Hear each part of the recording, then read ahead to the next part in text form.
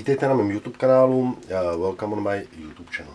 Tady máme docela dost neuvěřitelnou stavbu reprobedny osazenou reproduktorama Isofon, nebo tady středovýškovým panelem Isofon a hlubokotónovým reproduktorem Isofon, včetně převodního transformátoru pro různé typy rozvodů. Podívejte se potom na detailní fotky.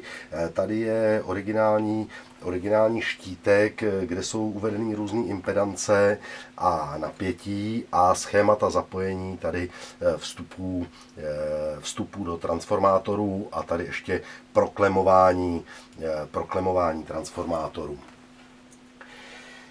Ozvučnice podle mě nevypadá, nebo není žádná tovární výroba, ale tak nějak to na mě dělá dojem jako profesionální práce, co se týká reproduktorů, štítků, transformátorů, takže je možný, že se jednalo o nějakou jakoby tovární originální sadu nebo sestavu pro takovouhle stavbu, protože ta ozvučnice teda to je jak takový ten materiál, jak hobra, no vypadá to prostě na nějaký hobrový, nějaká tvrdší hobrová deska. No. Každopádně neuvěřitelný reproduktory.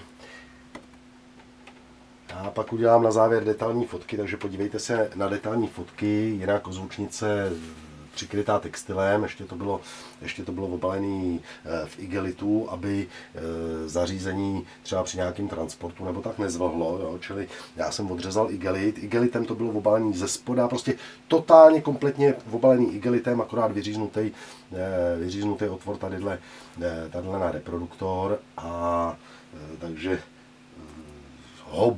hobra nám to přežila. Co se týká reproduktorů, tak hrajou nám všechny.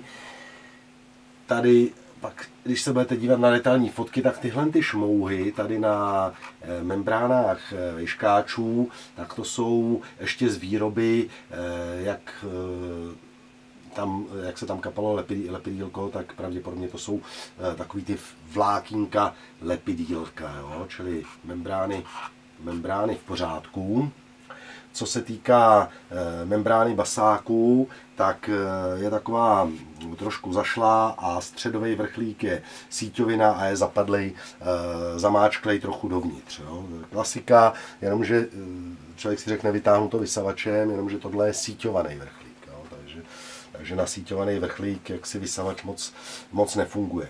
Ale membrána jinak vypadá výborně, když se takhle podívám pod úhlem, no v rovině závěsu membrány, tak vlnky vypadají neunaveně, je to krásně v rovině, čili reproduktor pocitově velmi dobrý stav. Moc zajímavá práce.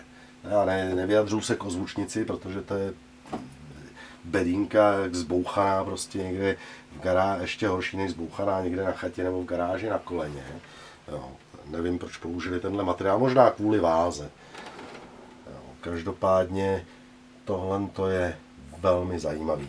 Já vám zařízení ještě pustím. Je tady kratoučký přívodní kabel s klasickým reprokonektorem, takže já jsem si ho tady připojil, vyvedl jsem si ze zesilovače signál, připojil a zařízení nám hraje.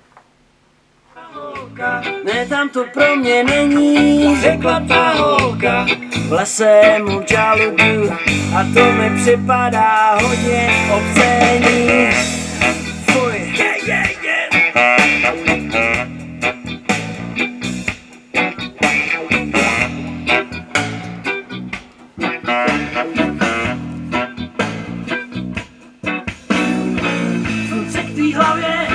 maluje tečnu, naše stíny se protnou v nekonečno.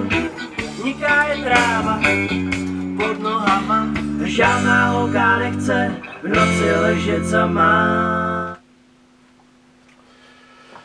Zvuk v podstatě asi nekomentuju, ono na kameře to stejně vůbec nevyzní. Prostě je to starý poctivý Isofon a podle toho to taky tak hraje.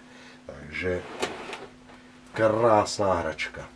Já teď udělám hromadu detailních fotek, takže podívejte se na detailní fotky a já vám děkuji za pozornost.